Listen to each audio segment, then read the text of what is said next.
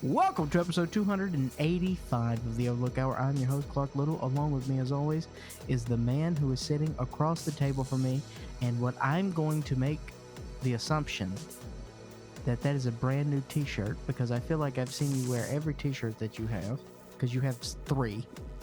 I was worried. Your eyes were crawling all over me, and I'm like, "What's he gonna shoot at?" I haven't seen this this new Halloween themed shirt you have. Because it's October. I don't wear Halloween shirts all fucking year. I'm an animal. Incorrect. You wear that stupid ass green pumpkin shirt all the time. That's our buddies over at Savage People. That's a brand shirt. Thank you very much. It's not Savage People. It is. No, it's Jerks production. I caught you in a trap, baby.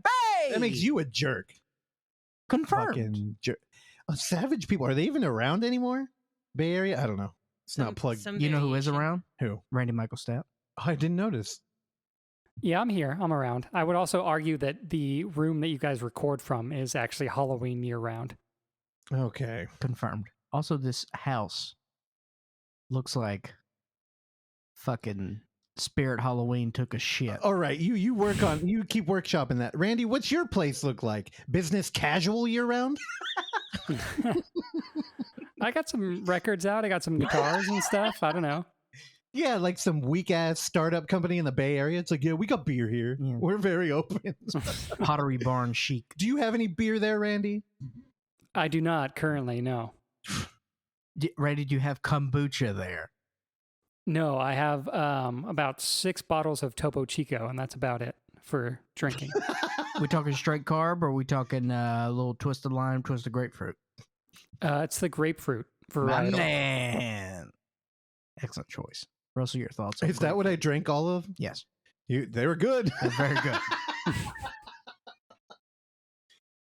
I'm waiting to see if you're going to... You drink all my Topo Chico. Mm-hmm. You eat all of my almond M&Ms. I was a little high at that night.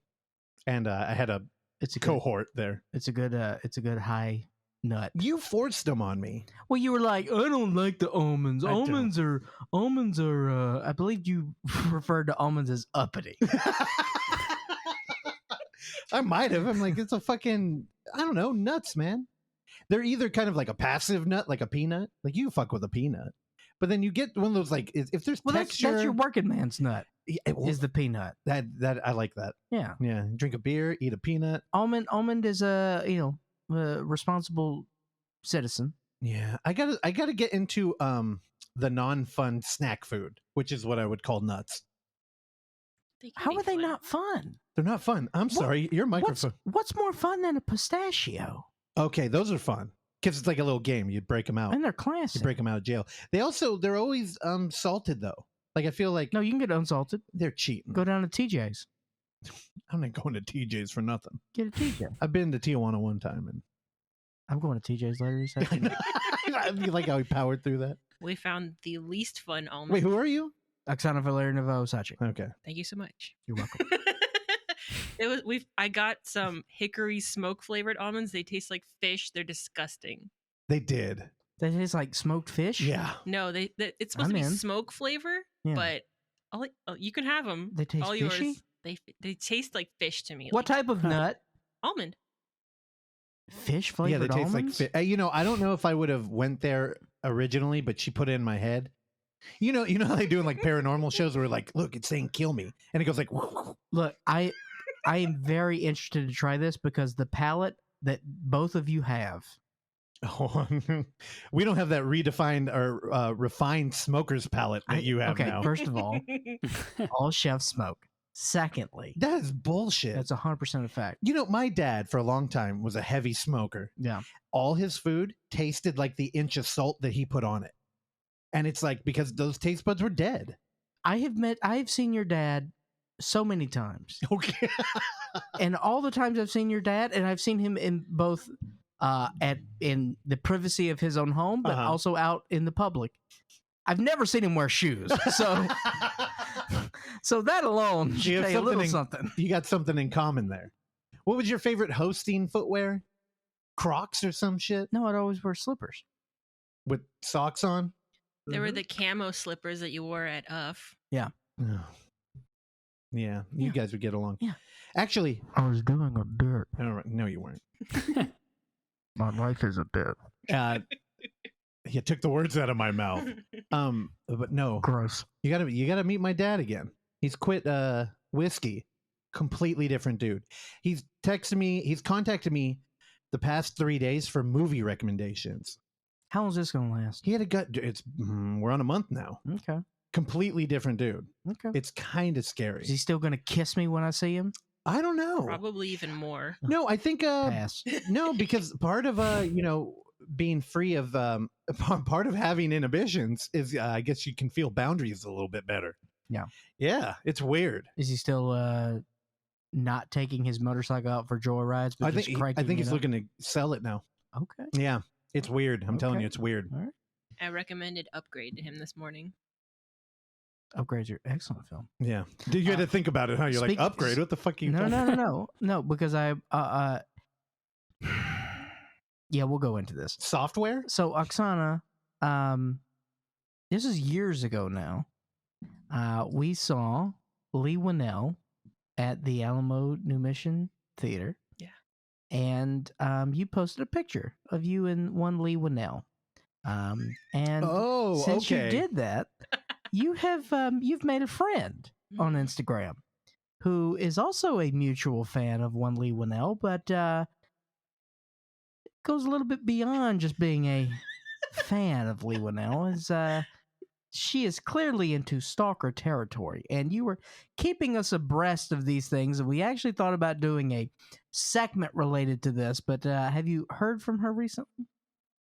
So she actually is dating someone right now. So she, I guess, has kind of leaned off of being Lee Winnell's true wife and soulmate and frequent sexual partner via, what is that? Psychic energy? Yeah. Psychic energy. So I also heard that she is dating someone. Interesting enough, it's James Wan. She's dating. Hold on, we need news. Actually, before that, she was also smitten with Joe Gatto. Now, if you're going to be a weird From the Impractical Jokers? Yes, dude. If you're going to be a celebrity chaser, I mean, I love Joe Gatto. I think most people think he's probably their favorite on that show. I don't know about like a sexual figure. Like, I don't know if I ever told you this, but I think he is also still in love with her, according to her, Joe Gatto. oh, okay. Okay, but who would be the hottest Impractical Joker? Oh, now that's a tough question. Yeah. I don't know. Do you got a guess? I'm trying to not say Sal, but I'm going. I'm going to be honest. I think I kind of understand the Joe thing. That's weird. You're just a homewrecker. I would either go Joe or Q, because Q plays it cool. I don't know. Q looks like he smells. Yeah, but people weren't into that. The whole beard thing. Here's the thing. Q, if we were going to do like fuck, marry, kill, I'd probably marry Q. But I think we get along. Sal's the cutie. Sal, I don't know, man. Sal's a germaphobe. You want to see that man naked? Okay, but no one wants to fuck Murr. Oh, I don't know. Confirmed. Well, you want to kill him? I think Murr would kill me. Wait, there's 4 of them. You can't do fuck, marry, kill. Yeah, you can. You just one's left out, which is it's the worst. Fuck, marry, kill, ignore. Yeah. And then when people are like, "But what about?" Then you're like, "Who?" And that's the one that really hurts. Okay, do it off the top of your head. Fuck, marry, kill. All right, I'm fucking. I'm sorry, that made me laugh. That's all you had to say. I'm fucking Q. Okay. You are a QAnon fan, so I feel like it's right there. I'll marry Joe and I'll kill Murr. Okay, you're marrying Joe. Oh, marrying Joe's pretty good. And you're killing Murray? Yeah. So who'd you leave out? Sal. Oh, see, it hurts, doesn't it, Sal? No. All right, I don't want to play this game anymore. Are you, Randy? Yeah. Randy, the Impractical Jokers are a comedy troupe from Staten Island. I'm aware of them. I had no idea any of their names. Oh, God. Have you never watched an Impractical Joker? Maybe like once or twice in my parents' house. It was just like on, but Yeah, it checks out. That's a good show to just have on, though. It's one of those Yeah. like half reality, but like I mean, the humor's authentic and they're really friends and it's contagious. Yeah. I've watched way too much of it. Also, that show falls into rerun territory for me, where I'm like, oh, this is a good one, and then I'll just watch it again, which is like I'm embarrassed. They hit something. Actually, I like that show so much that while me and Oksana used to go over to my parents' house, they would put it on for us. Kind of like, Even though his mom does not like the show. no, she hates it. Really? She fucking hates it. Why? I don't know. My mom likes true crime. Something's wrong with her. Yeah. Well, the show was great. The movie? Oh, we covered it. Whoo, boy. Yeah, pull that up. What episode was that on so people can go get our hot take on the fucking Impractical Jokers movie? Which, honestly, I remember being kind of disappointed because it could have went in bull rat territory. Kind of disappointed? And I remember there was one part that we loved. I can't remember what it was, but I remember. I think it's when he crawled out from the cave on that tourist. Yes. Yeah, that was you the one nailed one. it. Yep. Yeah, I think the Jerky Boys movie was better. What the fuck was that? Exactly. The Jerky Boy? Oh, the actual comedy duo. Yeah, they made a movie. Are they a duo? Yeah. I don't know anything about the Jerky Boy. They eat beef jerky, right? You weren't a I Jerky don't Boys know. guy? Oh, did they like radio? Yeah, they would prank Anthony and calls. Opie kind of thing? Okay, yeah. Yeah. Well, not quite same kind of thing, but. All right, Are you ready to kick this thing off? let's do it. All right. Well, we don't. We're still not joined by our guest, David Lynch. I'll pull back the curtain. We let him off for October.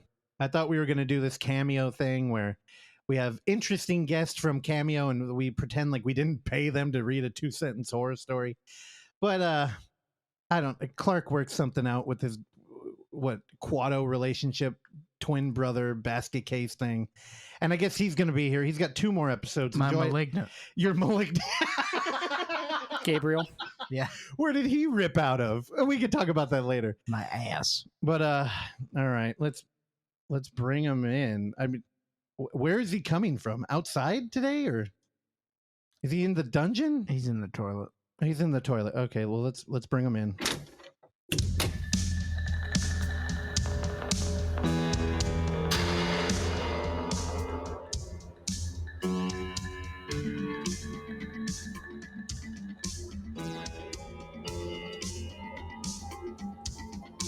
Music plays way too long.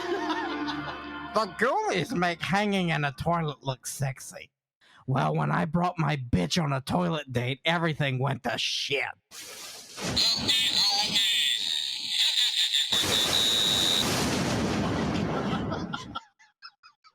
Who wrote this? Andrew Dice Gay? I'm sorry.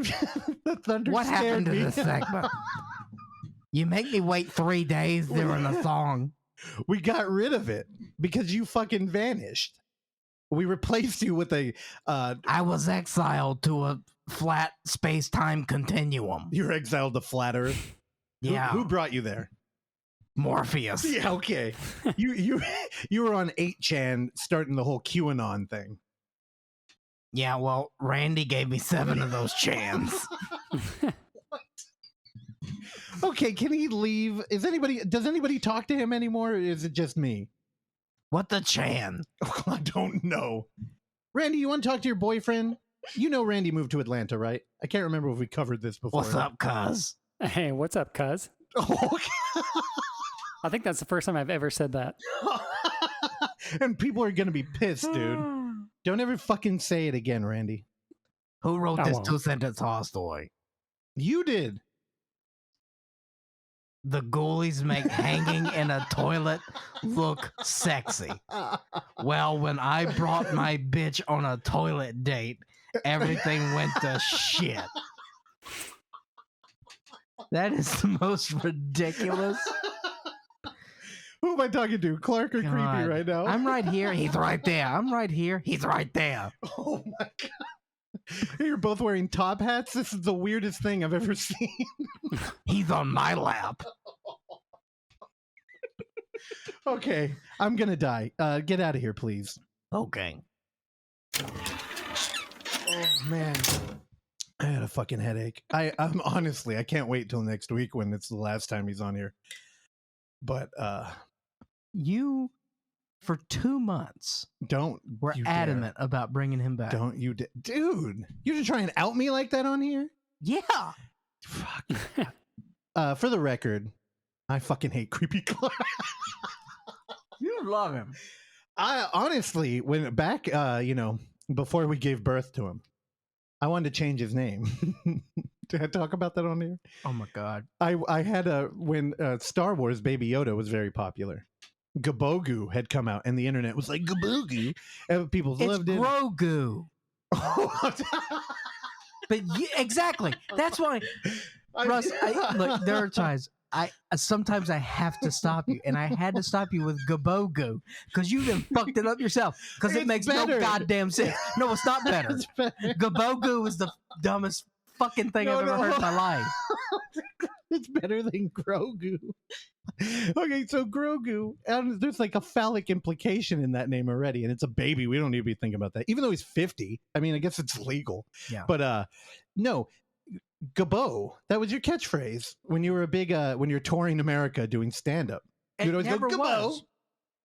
No, I Go never give did us a that. Gabo. That's what Gabo. Thank you. So I was like, we'll mix Gabo with Grow, or what's his name? Exactly. I forgot his name. That's why I have to filter things out. Dude, it's a Mandela effect. Ugh. Everybody remembers Gabogu, but nobody can remember Grogu. All right, we'll give that to Nigel Bach and see what he can do. Make 8 movies out Yeah, of it. right. He's probably already started. Did y'all watch Bad Benign yet? No, Bad Benign. Yeah. You're saying it wrong. It's Bad Benign Benign. Okay. Don't trample Thank his jokes, okay? So All right. no is the answer. No, I haven't watched it yet. I am very excited. I was hoping to watch it with you. Yeah, we gotta cut. Well, Let's watch it. okay. Well, you Actually, to be fair, too, it's not available yet. We have a screener, and we're like, yeah, we're VIPs. we're like, should we get him back on the show? Third time's the charm. Yeah, we'll have to introduce ourselves again. I know he'll be like, hey, that's not him. Yeah. I don't know who that voice was. Can you do a Nigel? No. A bad band? No. Can't All do right. All right. You ready, Oksana, for everybody's favorite segment? Oh boy. Are you ready? Give me a thumbs up. All right.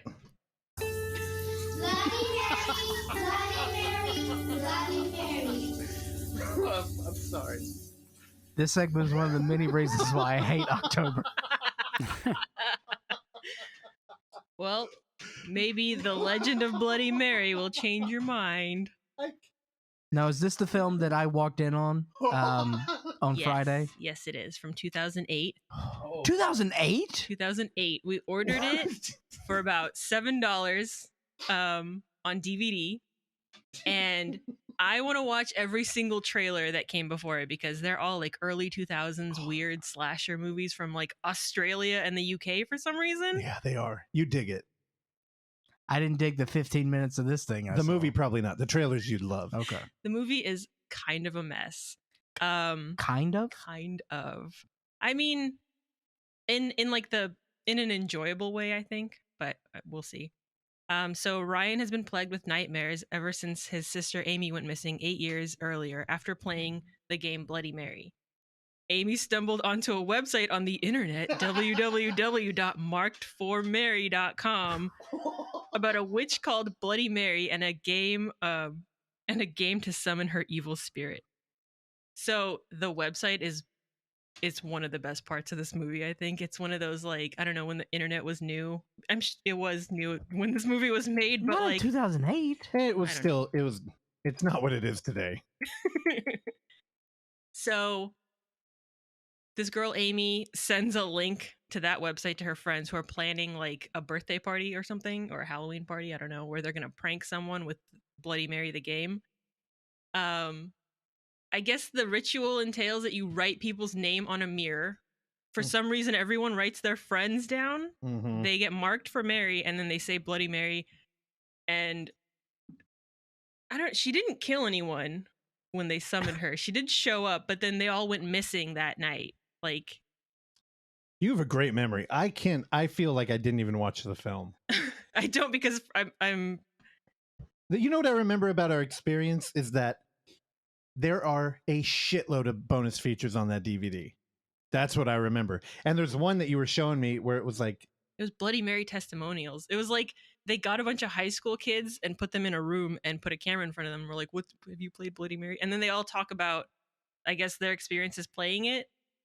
None of them are dead, as far as I know. So this movie is like immediately too much. There's 3 different timelines. There's too many characters. There's dream sequences of this guy Ryan. I do remember now. It starts off with a dream that he's having where he's in a field chasing a mirror where some girl is like on the inside of the mirror trying to, break it and escape and yelling his name. That's his sister. And those are the dreams that he's plagued with. I do remember this movie. It had an MTV vibe to it.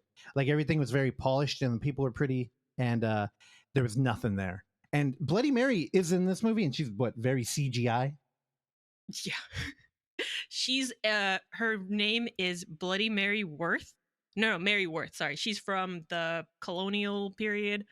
She was pregnant, wouldn't say who the father was, and everyone convicted her of having Satan's child. So they took turns cutting her face until she confessed. What? So they put a mirror in front of her. The town took turns either stabbing her or slicing her face, knowing that, she was vain and would see that her face was getting mutilated. She wouldn't be attractive to anyone. So she would confess on who the father was. She didn't. Turns out the father was like the last guy to come up. He stabbed her in the stomach a bunch. She cursed the town with her dying breath, and then they all vanished. And the current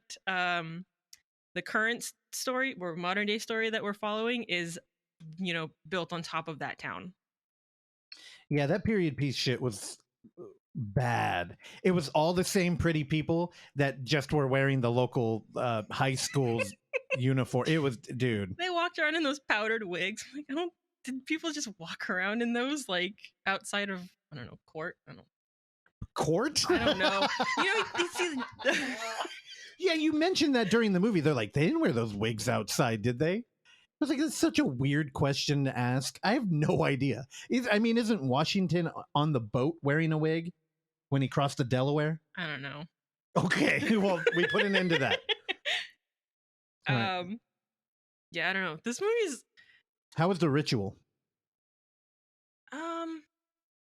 It was standard, but I think her appearance in the mirror, like at one point, she's just basically Samara from The Ring. She like comes out of it. She starts whispering at people through the static on a TV, and I don't know, the graphics of her like kind of poking through it were rough. I don't know. All right, where's it rank on your ultimate Bloody Mary top 4 list or whatever? Top 4. Well, what's your favorite right now? You've covered what, 3? Yeah, 3. I think Ghost Killers vs. Bloody Mary was easily my favorite. Right. I think this one might be second. Wow, there's not a lot to pick from apparently. Oh, did you skip Urban Legend? You don't like that one? I did. I don't know. See, they're all kind of like there's a lot going on in all of these except for I think Ghost Killers vs. Bloody Mary was the most straightforward Bloody Mary one. Urban Legends was like a pile of urban legends all together that they, I don't know, maybe Bloody Mary was making real, so I don't know, so no one would suspect it was her. It was a real monster squad. Explain that joke to me. Well, she said it was a bunch of I know, things. Well, it was like urban legends that were like, the guy sticks his hand in a vending machine and gets crushed, which I don't even think qualifies as an urban legend, but it is in that's that my movie. Uncle Tommy. Oh, you got an Uncle Tom? Yeah. Tommy. Oh, sorry. I didn't want to confuse him. No Kevin. Okay. All right. So what do you give it? Thumbs up, thumbs down. How many stars? Out of 5? Whatever you want. I'll give it 4 Bloody Marys. All right. You got to say it 4 times then. I'm joking. All right. And what we got one more of these next week and then we're done? Yeah. We're putting the kibosh on the Bloody Mary? She's getting kiboshed all over again. Yep. All right, there. I love, that's my favorite singer now. We got to do a live show and have Randy play that guitar riff like on stage. You play guitar, right, Randy? I try to. Yeah, all bassists do.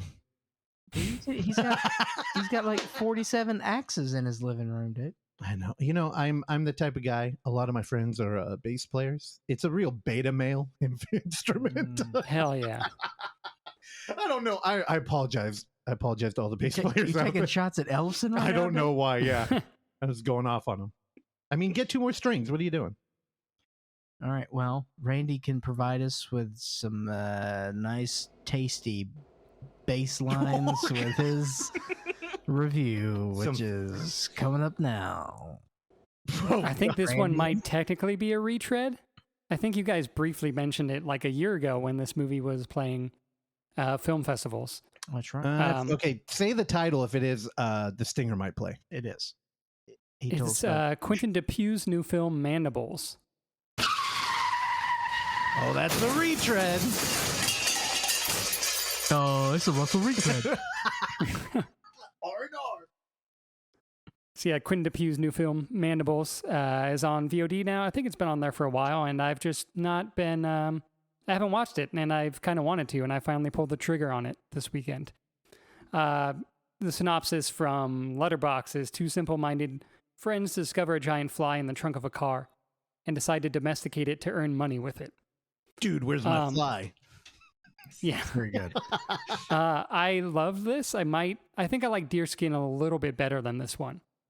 But it just felt like a dumb French version of a American buddy comedy. It felt like the one character kind of looked like the dude, sort of, but like French, and the other guy kind of looked like a Rob Schneider character, but like different. And their vibes were just very much like, it just had a very like Dumb and Dumber or like Bill and Ted kind of like air to the characters. But yeah, the creature, the big fly, looks really great. I think there might be like one moment where it moves that is CG potentially, or at least like CG assisted. But other than that, it looks great. I think it's like mostly practical.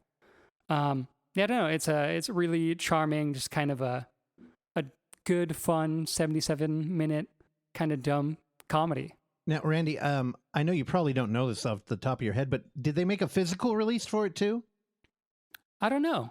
I imagine so. I want to own that movie. It was Yeah, really good. I need to see it. Yeah, It's I very haven't like- watched, Deer Foreskin or whatever. Deerskin's great too. I like how like inconsequential his movies are. They're just like very small, and like, you know, there's a moment at the very end where essentially they're like, well, I guess it doesn't matter, you know? And it's like, yeah, I don't know. I just like how like, yeah, inconsequential like the events of his movies are sometimes. How French. It's fun. Ooh la la. Ooh la la. You guys dug this too, yeah? Le Fin. I haven't seen it. I still need to see it. Yeah, I loved it. behind. I think honestly, it might be the only film of his I've ever watched. I think Oh, I really? own Rubber. You right? never Is he saw Rubber? Yeah. Yeah, I haven't seen Wrong Rubber since Cops? it came out. What? Wrong Cops. No, haven't seen it. Wrong. Turn? False. Okay. No, yeah, I think this is the only one I've seen, but I loved it. Yeah, it's great. Deerskin. You need to watch Deerskin. You would like Deerskin. Yeah, I know, but you guys liked it a bunch. I'm like, it's probably pretentious and whack. It's a little pretentious, but it's good. It's got Yeah. Jean Dujardin. Oh, dude, I love Jean Dujardin. Yeah. He's from the You loved the Farts. artist when it came out, right? Yeah, you love the artist. I own it. I never watched it. You own the artist? Yeah, duh. Why? Really? Because I'm a fucking serious film fan. God, the artist stinks. No, it's you know what? It's incredible. It's impeccable. It is black and white. And it's Weinstein. And it's Weinstein. So you know everybody was coming. It's got a cute dog in it. Oh my god. Randy, I hate to tell tales out of school here, but that dog is dead. R.I.P. Yeah, I don't know the name of the dog, but yeah, R.I.P. John. He made that up. The dog's alive. It's probably like Maximilian or something. That's a dog name. Oksana, check. Does the dog die? Which movie had the dog? The artist. Oh my Turning god. your All right, mic thanks, off. Yeah. Thanks, Oksana. Mama Besides watching Mandibles this weekend and enjoying it, I'm going to talk about Kevin. a thing I went to that you can also hear about on a separate podcast. Brothel. So Friday night, Greg Sestero was in town in Atlanta Oh. at the Plaza Theater showing his new film that he wrote, directed, and stars in called Miracle Valley. I went to the plaza with Christian and Colby of the Cellar Dwellers, and we recorded an episode on the film. I would say that the event was fun. It was cool getting to see it in person. I will say there's definitely people in the audience that enjoyed the movie more than the three of us did. But essentially this is like so there was a Q&A and he introed the film beforehand, and he was basically like, yeah, they were there too. They had pamphlets in the lobby. See, it took him a while, but he plays with the bits now. No, it's not a joke. He posted the pamphlet on Instagram. My apologies. Yeah, they tried to get me to join 8kun. We need so Greg was there. He introed the film, and he was basically saying that he really likes 70s horror movies, especially The Hills Have Eyes. So this is kind of his take on like a 70s horror film. So essentially the plot of the... Randy, tell him the other thing, because I have listened to your Cellar Dwellers episode. Yeah. Tell Russell the second one. Yeah, the second one he said, after he said that he really enjoys 70s horror flicks, was The Thing, which came out in 82. Yeah. Oh, man. I like how you checked out Randy on that show, but you won't listen to me and Jasadi talk on this fucking podcast. Okay, why you bring... I will never listen to that. Oh, my God. Anyway, if you haven't listened to that episode, it was 11 p.m., 11:30 p.m. No one's listened to it because Daddy wasn't home. We recorded till 1:30 a.m. It's very deep and good. Randy liked it. That's all I care about. I did. So quickly, the plot of this movie, which I don't know if it really matters, but Greg Sestero's character, main character in the film, he is an avid photographer, and he wants to get I think he's a bird photographer, so he gets invited to this area in Arizona where a golden hawk has been spotted, and apparently this bird has never been photographed before. Randy, it's a silverhawk. Silverhawk. I did that twice. I did that on the episode too. Well, gold is better. I get where he was going. Silverhawk. It's worth it. So he gets invited to this place in Arizona to, I don't know, go out and take a photo of it. And then I think he like pissed off like some dude on a hog on the ride there. A biker. A dude was on a penis? Yeah. And then turns out this guy like is a cult leader, but I think he was also the one that gave him the tip of like the bird being there. So essentially he gets wrapped up into this cult situation where the cults, what they're trying to do is find people that have one of these rare blood types, which they can use to like resurrect people or to like heal people. And so they're trying to like harvest like the blood of these people. Randy, what the fuck are you talking about? That's what I'm saying. I don't know about you. I'm going to see this movie now. It's apparently based on a real cult from Miracle Valley, Arizona. Oh, those are your people. Checks out. Okay. Yeah. That's where your hotel is, dude. Indeed. Miracle Valley. I knew I knew the name. There's some good locations in it. There's some gore in it. I imagine it's all practical effects. The gore's good. Script / dialogue wise, kind of not great. But it's not a poorly directed film. I think the three of us agreed upon that he might be a better director than he is an actor. But yeah, I don't know. He's on tour with it right now. If it's playing in your area and you, I don't know, are a Sestero fan, go check it out. Well, I should have asked Creepy Clark to timestamp the episode like the great David Lynch would do for us every week. But as of recording right now, what is today? Sunday, the 17th. This weekend, we just wrapped up having Tommy over here. He did right. He did 2 screenings at the Balboa of the Room, and then I think they showed it 2 more times without him. Does this mean they're not homies anymore? What the fuck's happening, Randy? We need the scoop. I'm pretty sure they're still good friends. You mentioned Tommy multiple times. They also showed The Room on Thursday night out here with Greg, but no Tommy. Oh, weird. I don't know if I like that. I would have been more into them. Actually, what was their movie that Greg directed? That Best Fiends. Fiends. I really Greg liked didn't part direct 2. it, but they're both in it. And yeah, Christian and I both saw the first one, and we forgot that the second one was supposed to come out. Yeah, I never saw part 2. Part 2 was better. It's a better movie. And he didn't direct it. What did he do? Did he write it? I don't know. I don't think either of them directed it, I don't know, Tommy it's or good. Greg. Greg wrote it. Yeah. Justin MacGregor directed it. McGregor? God. There's an A. That's why it is. It's- Justin McGregor. They shot a scene of from Best Friends Part 1 in Pleasanton, California, where I grew up. Oh, romantic. Besides that, I also talk about this briefly on the Cellar Dwellers episode, so I will not spend too much time here. I watched a movie that I directed, You or directed. that I directed, that I rented from Videodrome, a great rental store, movie rental store here in Atlanta. It's a Czech film from 1977 called Tomorrow I'll Wake Up and Scald Myself with Tea. It's a sci-fi comedy farce satire where essentially, so actually in the first, like, before the credits even roll, so essentially the movie takes place around with some Nazi characters. Okay. And you hear two people do a Hail Hitler, then you see a parrot do a Hail Hitler, and then it goes to the opening credits. So it starts off pretty strong. And then from there, you learn that the rest of the movie is about a plot that some people in like the 90s have to use time travel. And in this world, time travel, you just like get on like a jet or like a rocket, then you like travel back and forth in time.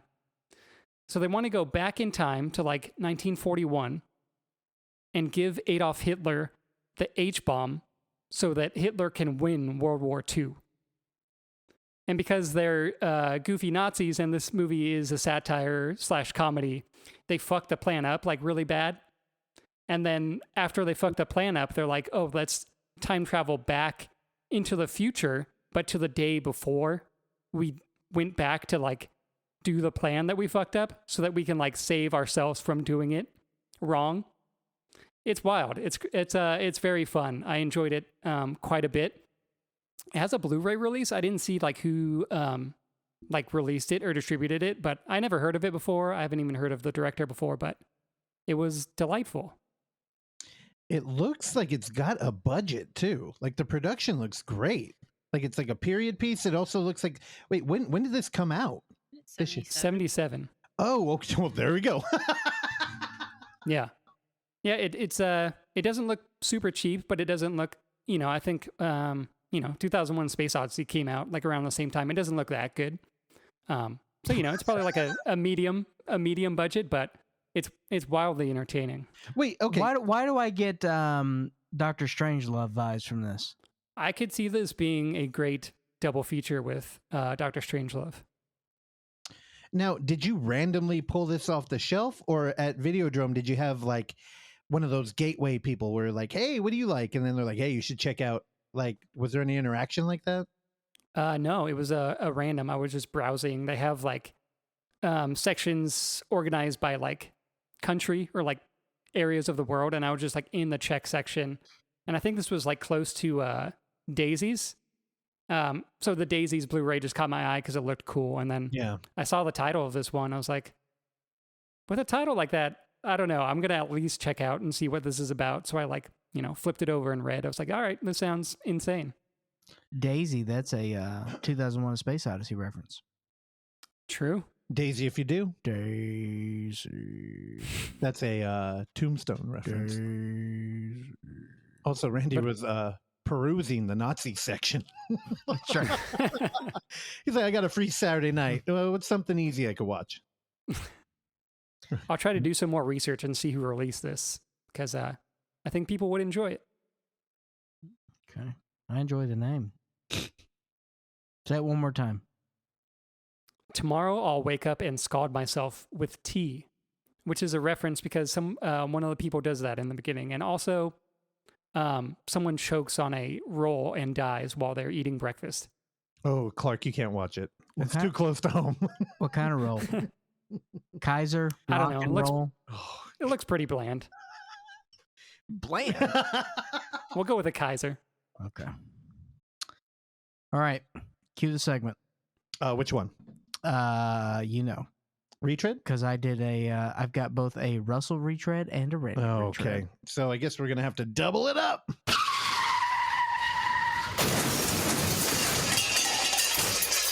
Oh, wait, no. There's another car. All right, we get the idea. It's the Randy Russell retread. Oh, I like it. RRR. Triple R. Triple. R cubed. R cubed. Okay. Do you have a stroke? What I forgot the name of the movie. Escape Room. Tournament of Champions. You guys saw this in the theater, correct? Yeah. Brandon, did you go to the theater and see this? I did. Now, you're a Final Destination guy. You know. You like the traps and the Rube Gulp. Are you a escape room person? Yeah. You mean like the movie series, the franchise, or like the actual escape rooms? Yeah. Do you like? I know you went through your puzzle phase. Oh, yeah. Cool. Yeah, we was walking around with a Rubik's Cube. I remember that. I've done one escape room with my family, and that's about it. I don't know if I'm actually into escape rooms that much, but I like the franchise. Wait, what did your family? You went with your family. What was the theme? I don't remember. I think it was like a bank thing or something. This was like Like 5+ years ago. Maybe, yeah. Randy, I feel like you wouldn't be good in a heist. You'd cave under pressure. Absolutely. I agree. I'd be good. All right, what'd you think of it? It's fine. The production value is great. You should have watched it in the fucking theater, man. That's fair. It was really good in the theater. Very impressive production value. Outside of that, doesn't do a whole lot for me. You didn't like the story? Like, No. that story doesn't give a fuck about exposition. It's Yeah. like, hey, you know what this is, right? Okay, you're in it. Well, because the movie opens up with, it basically, last time on Escape Room. Yeah. I mean, that's essentially what we had. The first 5 minutes of the movie is showing you the first movie. I mean, would you have wanted to, like, reset the whole thing again? Or, like... No, I get it. Yeah. And I'm like, honestly, that was sort of comforting of like, okay, this movie knows exactly what it is and what it's doing right now. And I have no problems with that. I mean, honestly, this stuff isn't for me, but that's okay. I don't like escape rooms. Yeah. I don't like puzzles. I don't like games. You don't like pressure. I love pressure. What are you Under talking pressure. about? I'm a fucking diamond, dude. I was born under pressure. God. Yeah, no, the production was great. They brought back the True Blood girl. Spoiler alert. The redhead at the end. Oh, okay. Oh, yeah, True You've Blood. got to make the games. Yeah. They always win. Yeah, there's a big spoiler. Who gives a shit? But those rooms were all practical. I don't know if you remember. I pulled a clip from the director, and he was talking about that the beach room. Yeah. Dude, crazy how they did that shit. That was like a Truman Show room. Yeah, that's a fun Friday night movie. Yeah. Like, just go hang out and... Yeah, but there's nothing else there.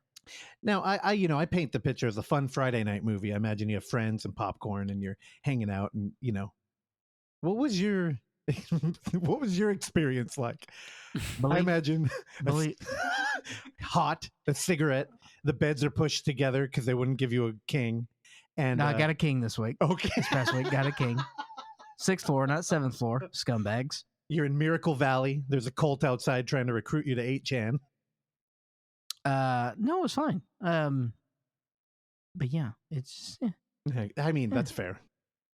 And then I also saw...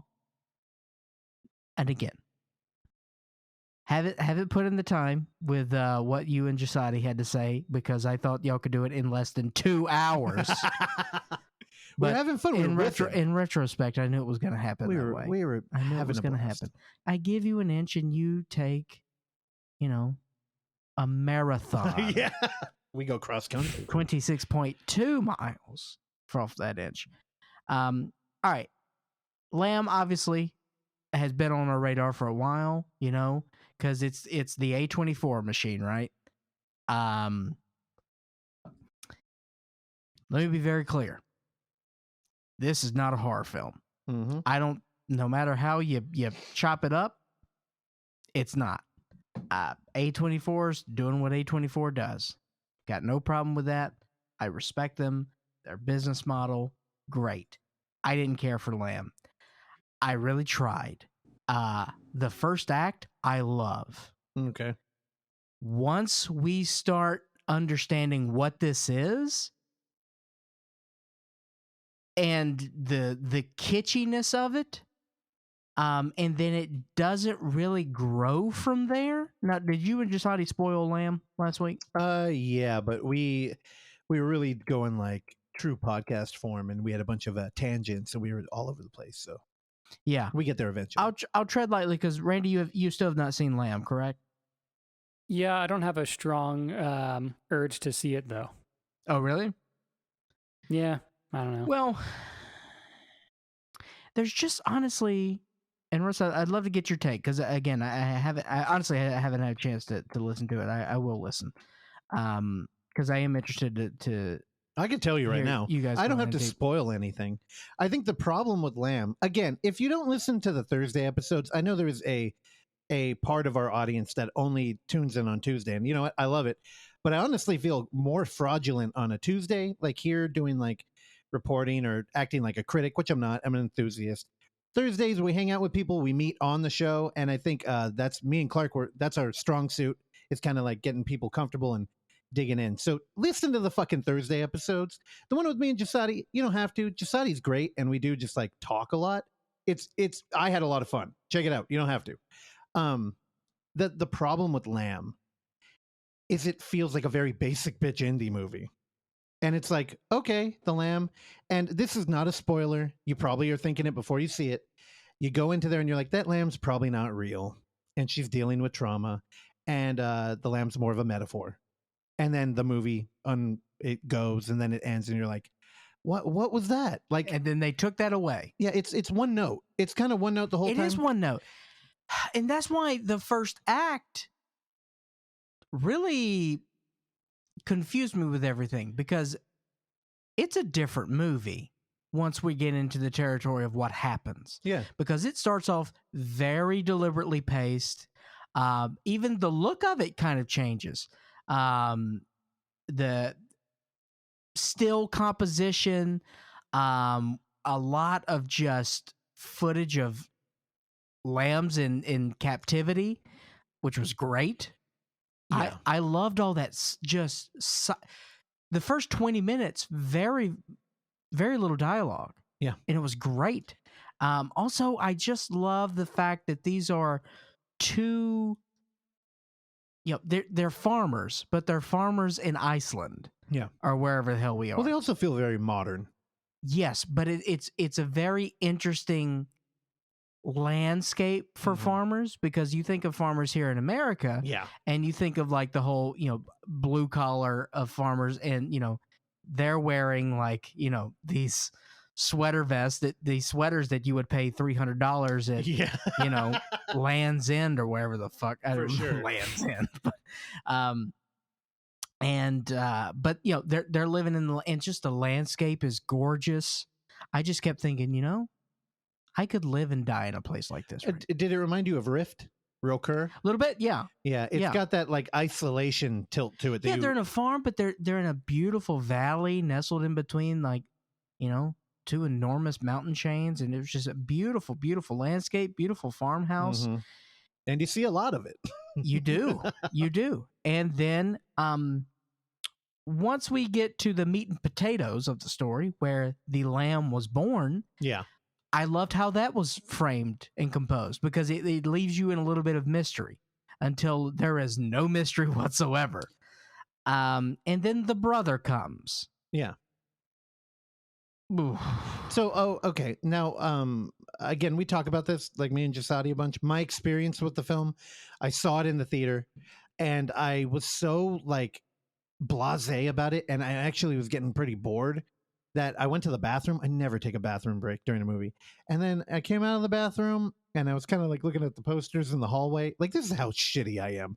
I'm out there looking at the posters. I'm thinking, oh, this will give me something to talk about on the podcast. And then I walk into another theater because they're showing an anniversary edition of Evil Dead. Yeah. And I'm like, oh, what Evil Dead is it? So I walked in there and I watched a little bit of Evil Dead. And then I came back and I sat down in the chair. And I'm like, yeah, we're still doing it. We're still on the farm. Still got fucking Paddington Bear here. Like, that's what it feels like. And the brother shows up. And I'm like, oh, that's interesting. And then I started thinking, I deal with the film theory a lot. And we talk to the filmmakers a lot. And I usually have ideas that it just shows I'm too active in my brain. And I'm like, yeah, I took this in a weird direction. And I was like, well, how could I do that here? And I did. And after the film, I talked to Jasadi about it. And when I was done, I was like, you know what? I kind of like the movie now. So my theory, I won't get into it here. On Thursday, we do. I don't think the brother is real. And I think there's a brief conversation about time travel. And I think that's like the whole focus of the movie. The husband says, hey, did you hear they invented a time machine? Yeah. And her answer is, oh, I bet you could go back in time too. Right. And it's like, okay, she's trapped there. And his answer is, yeah, but I'm happy in the present right now. In the first act, very early on in the film, I'm talking first 5 minutes of the film. Yeah. We see him walking. The background is still, but he is walking clearly like on a track. Yeah. What did you think of that? Kind of like a purgatory thing. Like I actually forgot about that moment, Yeah. but I think that's a good argument for him being like kind of lost in time. Yeah. Or stuck in monotony. I think the brother is real. I make a strong argument. I don't know if I did on that podcast, but we could talk about it Okay. after. I love the fact the brother's music video was Yeah. great. Yeah. Probably my favorite part of the film. God, the fucking ending. It pissed me off. I talk about the ending too on there briefly. Well, because I was like, okay, what is this movie about? Is this movie about, tribalism, race? What are we getting at here? I think it's just about regret, maybe, or what if, like in life. Randy, I thought it was a very clear anti-adoption film. Yeah, I never went there with the with the that's actually pretty interesting. But Randy, if I was going to pitch Lamb to you, I would say that it's got a lot of that, like the banal of everyday life is kind of transcendent in film. And the problem is that 2/3 of that movie is just that. And there's really, I complain about like when a score handholds or when we have like a narrative kind of like, I don't know, when it's guiding us. That movie does nothing for the audience. No, it thinks it's more interesting than it actually is. Well, visually it is, but we live in fucking 2021. There's so much visual candy out there. Like, I'm sure you could probably find a live feed of a satellite and you'd be like, I'm looking at the fucking planet right now. Yeah. Instead of like, a very A24 moment where a mom is putting a tiara of flowers on her lamb baby. And I was like, you're making me cringe right here. The like Midsommar fucking animal mascot bullshit. I'm so like, yeah, we get into an argument about Lighthouse on that Thursday episode too. Lighthouse is great. It's a perfect film. All right. Now, I will say though, towards the end, and again, I won't spoil it. I don't want to take that joy away from Randy, who clearly is biting at the. I think Randy would enjoy it. I don't know. It's not great. If he does enjoy it, I'd love to hear why. There's just not a whole lot of substance here, but I will say at the end where Naomi Rapace, is that how you say her name? I have no She's idea. great. Yeah. Everyone's great. She just kept saying, what is happening? What is happening? And I'm like, I agree. Is that the tagline you'd put on the movie? Yeah. Just, what is because that scenario, I did feel for it because I was like, if you walked into that scenario, how the hell would you know what just happened? Yeah. Nah, I don't know. We should talk about it off because I feel like this movie's going to move on and there's not going to be fanfare for it or honestly, anything. I haven't heard a whole lot. I don't think it's doing that great. I haven't don't either. think people are, and I told you the whole time I was watching it, I was like, I wish I was watching Titane. So 2 things. One, I don't know how this is going to play, but Terrell, our buddy, and if you're on our YouTube channel, he's the only other videos that go up there on his Blu-ray show. But we went in there. Now, I've been I've been sticking to my guns, and I have avoided trailers for I think 2 years now. In the theater, I straight up close my eyes. I look like I used to cover my eyes when like Halloween Kills would come up. Yeah. I'd cover my eyes, and I stopped doing that because I would turn my head and I see people looking at me, and I'm like, do you think I'm scared right now? And I'm insecure enough that I'm like, I'm not doing that anymore. So now I sit there and I close them like I'm bored or something. Anyway, I've been avoiding trailers. Yet I knew that in the trailer of Lamb, there is a moment where she is walking with a bipedal lamb that looks very CG Paddington Bear. Yeah. Terrell did not know that. So when the lamb came out and was, part humanoid, he flipped the fuck out in the theater. He went, what the hell? He said, what movie are we watching right now? And and I was like, oh my God. Like, I kind of like was just like, dude, this was in the trailer. He was freaking out. Also, I'm going to segue into that. Have you been watching his Blu-ray show? I'm going to put you on the spot. I've watched a couple. So in the new one, he's wearing a Chucky mask the whole day. Did you watch that one? No. All right. Well, he mentions the podcast very briefly. I just want to play that. Now, I don't know how this is going to say. Randy said it's okay. This is like 2 seconds long. Here we go. All right. The last release I picked up this week is Lord Battle's favorite movie of the year, The Green Knight. If you guys listen to the Overlook Hour, they talked about it for at least 8 episodes. But this movie, his new thing is he shades us on there. Yeah. So we have to start in family beef now. Fine. I know we all know you like to come at him, so we got to have him back on here. You got to dig a grave for him. Great. Is he just gonna sit there and take it like a lame duck like he did last time and made everybody feel awkward? And then they're like, why were you so mean to Terrell? I was like, I was trying to get him to go, and he just wanted to sit there like a bitch. Oh my God. Okay. I instantly regret starting this drama. But yeah, Lamb. 4 stars, Clark Little. Ooh, man, I tried. Also, the whole time I kept thinking, when are they going to shear these sheep? So much wool. And then I kept thinking, God, how much do they get per sheep? Is like, also, what do you do? Why is the purpose of sheep? Is it only for wool? Are they eating the lamb meat? What's going on? I almost spit out my coffee. Also, that painting, that picture they had of all that valley that was just filled with thousands and thousands of sheep. Yeah. That felt very A24 to me too. Yeah, I don't know. I was like, ooh. Did they now, I'd love to have that picture. I just look at it all day. I find myself thinking, did they produce this movie or just pick it up? And I think they just picked it up. I feel like they picked it up too. Pick it up. Man. Again, Border, a better folklore film. Border's incredible. Everybody go watch Border. If you didn't like Lamb, go watch Border. Yeah. Because Border took chances. More poignant. This didn't. Better. More grotesque. In the ending, like, yeah, man. Little disappointed in Lamb. That's a good segment title. Little disappointed with Clark Little. I will never watch this again. I won't think about it. 2.5. 2.5 inches. Yep. My turn? Indeed. All right. Well, the movie I'm going to talk about is currently available in the theaters. I don't know what I want to do here. I am so overcome with joy that I am shocked at how much I fucking loved Halloween Kills. I am Now, you were very meh. I couldn't have been more meh on Halloween. I couldn't even remember the title of the movie. Yes, which was Halloween. Halloween, which again, if we plug the Cellar Dwellers all the time. Go listen to Scary Thoughts cover Halloween, the 2018 one. They're brutal with it, and I always wonder when you do a podcast and you have one movie you're talking about and neither of you like it. It's like, well, okay, are you just like that committed to the thing that nobody wants to pull out? Yeah. They bring up some good points, though. Anyway, they kind of reinforced my meh about Halloween. And so when I rolled into this one, I mean, no expectation. Nothing. And I mean, I prefer that, honestly. Yeah. From fucking 5 seconds in on this movie, I'm getting goosebumps thinking about it. There's a vignette at the beginning, which is a flashback. It feels so exactly like a John Carpenter movie that had been lost. And you add in that fucking one of the actors is Jim Cummings playing a cop. Again, he's reprising his role from 2 movies he directed to play the clean-cut kind of cop that you hate right off the bat because you're like, you're a good-looking dude and you're a cop. What happened to you? You're going to be mean to me. When he showed up, what was your reaction?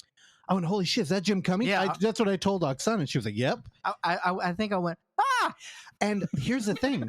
it doesn't feel like, oh, Jim Cummings in a movie. It's like, oh, he's in fucking Halloween. Like Yeah. that movie felt like a good Halloween film. Like part of the fun of horror that takes place on the holiday is that when you put up decorations and it kind of transforms the energy in a house. And me and Oksana have been doing that all month. We're very proud. We started a little bit before October. But, we turn on all the lights. They're not for anybody. We just sit in there and watch movies with fucking Halloween lights in. And it's just about atmosphere. And it kind of heightens the mood and just the stakes in the movie. And this one fucking nailed it. It was giving me Halloween, like, glory the whole time. I'll tell you, here's the problem with slashers. They Exist. Ever since with Scream kind of reinvented them, and they took out all the supernatural elements and they kind of made it a whodunit, kind of like a weird stepchild of like the giallo and the 80s slasher from America. And it just hasn't fucking changed ever. This movie, I would say, is a comic book film. Now, when I say that to people, instantly they're like, "Oh, it's like Superwoman or something." Shang-Chi? Yeah, and it's like, no, it's not a superhero movie. It's a comic book film. The tone of this film is all over the place. Like John Carpenter and his son did the soundtrack, which is amazing. They use a lot of it's like revamped old Halloween stuff with a couple of new tracks in there. Perfect. It doesn't feel like an imitation. It just feels natural. All the cinematography. I don't know if Dean Cundey actually shot this movie or not. Actually, can you look that up, Oksana? Because it fucking feels like it. Widescreen, beautiful palette for this, for Haddonfield. Like the town, the mise-en-scène of like a fucking town is, you're there. You feel like you're in the middle of it. Also, it feels like it's kind of out in the middle of nowhere where like the federal government couldn't help even if you thought they ever could. But, we have moments where we're in a bar and we have the little kid from the original Halloween who's now grown up and decides he's going to murder Michael Myers if he finds him. And he's telling the story of the boogeyman in a bar. And it's one of these things where you're like, this is so This high. is Anthony Michael Hall. Anthony Michael Hall. Who is that? He's on a TV show? Anthony Michael Hall's one of the most famous people of all time. I have actor blindness. I don't know. It's part of, I want to be immersed in these films. So to me, he was just like kind of a chubby Tommy. Yeah. Tommy Jarvis, right? Or am I mixing up Friday the 13th? You're mixing up Friday the 13th. That's Tommy Jarvis. I know that. Here's the thing. This movie, it fucking caught me. I was looking the other way and it hit me in the chin. And I kind of had to do a double take and I'm like, wow. I've been so reluctant to think about any of the slasher franchises for so long that now that I'm into this one, I feel completely lost. Like, I'm like, wait, okay. So in 2018, Halloween was a prequel or a sequel and I had to like think about it a bunch. I'm like, no, it's a reboot kind of. Yeah, it's a reboot of the Rob Zombie classic. Yeah, okay. Yeah. So Blumhouse is kind of doing that weird reboot sequel, not really, where in the movie that isn't told is the original Halloween kind of. And I only got more confused when Donald Pleasance showed up in this film. And here's the thing. That's a choice. And if you bring back a dude who's dead and he'd been dead and he looks, he's a computer. He's not a real person. Yeah. It's a choice and you're either on board or you're not. And I was fucking there. Dude, I'm there for the whole movie. When we're getting the tale of the boogeyman in the bar, that's a high camp moment. And you're either having fun with it or you're like, this is fucking stupid. I was on board for everything. And when I call it a comic book film, I mean like Creepshow. Like Creepshow is a well-made movie with a lot of special effects that we still like hark back to and reminisce about. But the movie is fucking high camp. Like, we're doing goofy shit and whatever, and you're either there for it or you're not. This film is, I hate that I'm saying high camp, but it's having fun. Except not with fucking Michael Myers. When he's on screen, you feel it. And it's an interesting deconstruction of the slasher sequel. I'm not happy that sentence just came out of my mouth, but I definitely mean it. In this movie, here, let me set up my favorite scene. It's the beginning of the film where we return to the house that's on fire. And Michael's trapped in the basement where he's supposed to burn and go to hell. And the first responders show up and the firemen get in there and somebody's in there and he falls through the floor and he ends up in Inferno with Michael Myers, who is not dead. Michael kills the man. But the dude hits a button, distress signal. So more firefighters come in. One comes in and is victim to Michael Myers, who listener Sam, our buddy whose script I was raving about, put it in a way I hadn't thought, where Michael Myers in this movie is akin to Jaws. And he's there and he's predatory. And he grabs this guy's foot from under, and that guy's gone. And that's all fine. It's familiar territory. The thing that transcended this movie for me is that Michael Myers comes out of that building that's on fire, comes out the front door. He's using the fireman crowbar. I'm not sure what that is. Got kind of like a dovetail at the end. I don't know why. It's interesting. As a slasher fan, you always want to see new weapons to kill people with. So he emerges with that. Not very traditional for Halloween in Michael Myers, but he's met by 4 firefighters who are standing there, and you're like, oh, they're gonna fucking fight. And I'm getting goosebumps again, because you pit cops against slashers, and the problem is police, their role in society is they're kind of like defenders and lawmakers, but mostly people don't like them. So when you see a cop and you put him up against Freddy Krueger, you're rooting for Freddy. Now, American culture and firefighters, we almost worship them. They're heroes who can do no wrong because they're free of politics, pretty much. Also, they don't carry guns, but they do have their own crowbars. They also have a fire axe. They also have a fucking table saw. I don't know why that dude had that, but man, he comes down and they fight against the backdrop of a building on fire. And now here's another thing. Action films. You know how you get me to watch an action movie? Kung Fu. It's got to have interesting choreography. I don't care about a kill count. I don't care about I kind of care about long shots.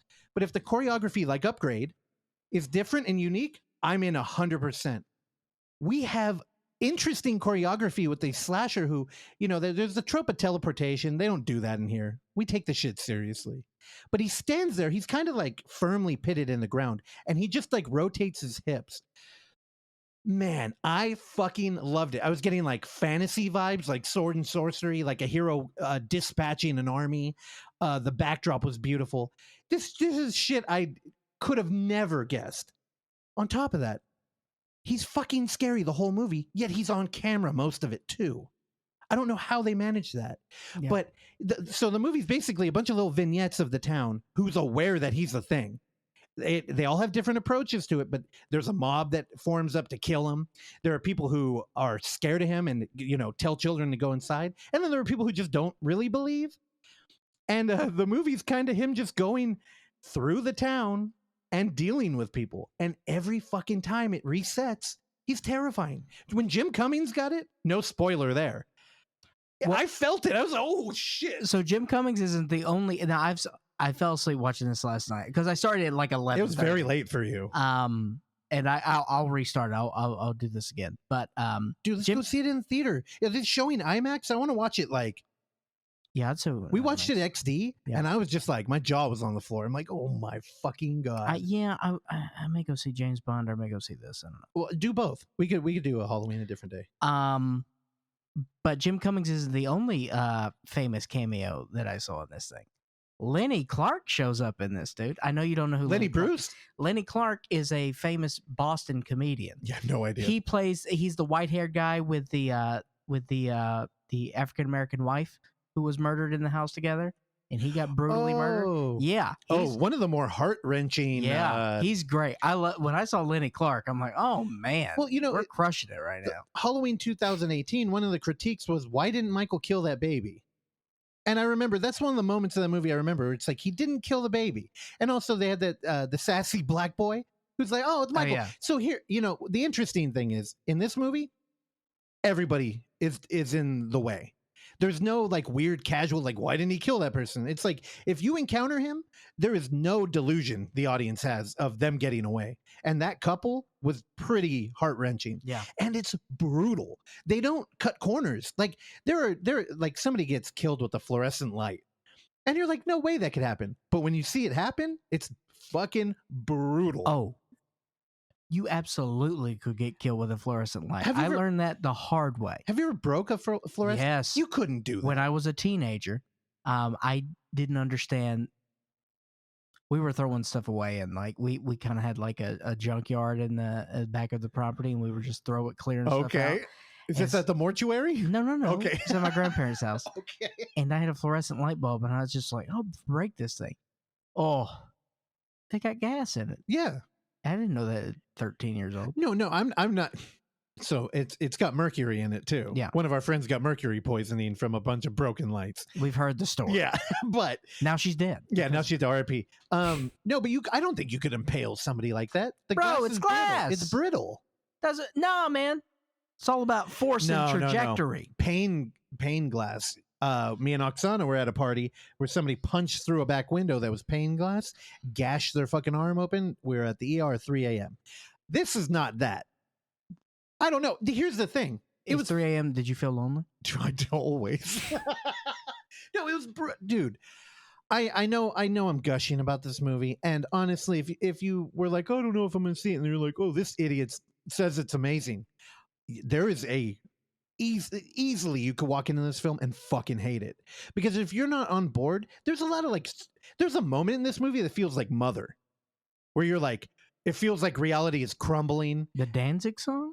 The movie Mother. Oh, yes, I understand. Okay.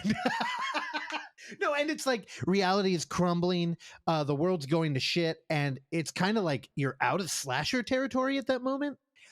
But man, I was just on board. I fucking loved it. Actually, here's something I'm not proud of. But I woke up today, and I woke up this morning. I woke up and I said, Got myself a gun. Oksana, I love you. You know what? You're beautiful. I said, did you order that NECA toy?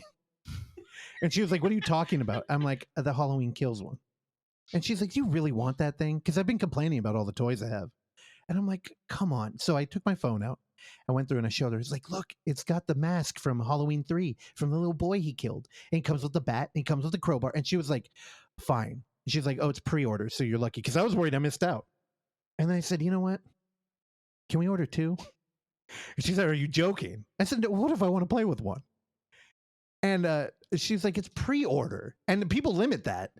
So she was like, I could probably go on another website and pre-order another one. Did you?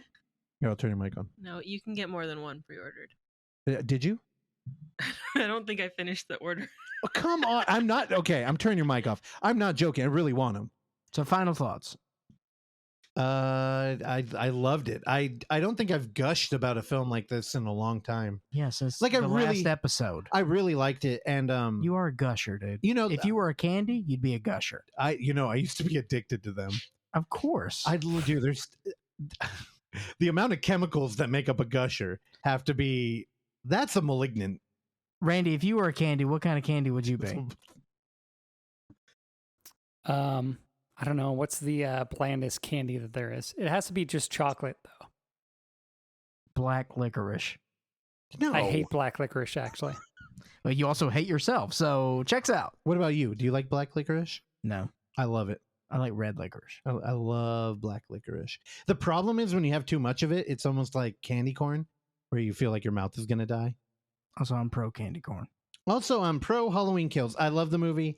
I couldn't. I don't even know if I want to recommend it. Honestly, I feel like I'm in high school, and my dream would be that everybody fucking hates this movie, and then it can be my thing where I'm like, I love Halloween Kills, and then people are like, really? Ooh. And I'm like, yeah, bitch, and then I'll tell them. Yeah, I'll just run through the firefighter scene again. Also, I don't think there's any podcasters in this one. That was the thing that annoyed me. I know, but I mean, podcasters are kind of like low-hanging fruit to make fun of now. Or in murder. So now, yeah. Oh, like true crime? Yeah, there's no podcasters, but we got Jim Cummings and Lenny Clark. Well, I think if you're a horror fan, you might be at odds with true crime. Because dude, check this out. We do a film podcast, we lean into horror, and you're like, oh, that's a good niche community that you could get a lot of people. No, that's true crime. You'll make money if you do a fucking true crime podcast. Sure. You want to do one? Let's quit our jobs. We'll do true crime. I'm so sick of that true crime. I know. It's not. Who wants to live in that all the time? Yeah, we do a false crime podcast, baby. Faux crime? Faux crime. All right. Who wants to produce that? Let's do a faux crime show. I bet people do it already. I think I have a good boring cadence for a true crime show. Yeah, dude. Randy, he'd have to be the host. Randy, we'll sprinkle in a little bit of vocal fry, and you'll be good to go. All right. Just I'll start working overuse on the it. word granular and full stop, and you'll be Like- good to go. The stars were full in the night.